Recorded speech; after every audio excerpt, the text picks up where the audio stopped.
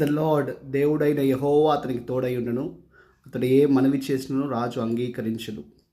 Ezra గ్రంథము 7వ అధ్యాయంలో ఉన్నటువంటి మాట ఇది. కాబట్టి ఎజ్రాకు దేవుడు తోడై ఉన్నాడని వాక్యం చాలా స్పష్టంగా సెలవిస్తుంది. కాబట్టి ఎజ్రాకు దేవుడు తోడై ఉన్న అతడు చేసినటువంటి మనవి రాజు అంగీకరించాడని వాక్యం అంటుంది.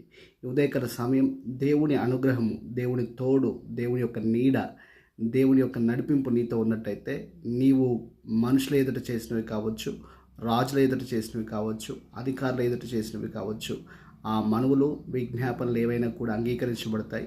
దానికి గల కారణము వారు చేయగల సమర్థులను కాదు, కానీ నీతో ఉన్నటువంటి దేవుడు ఈ లోకంలో ఉన్న వారికంటే గొప్పవాడు.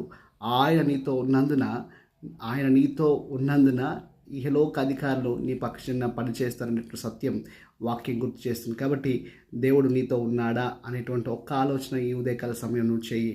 ఆయన నీతో ఉన్నట్టయితే నీకు సమస్తము సాధ్యమే. ఆమేన్.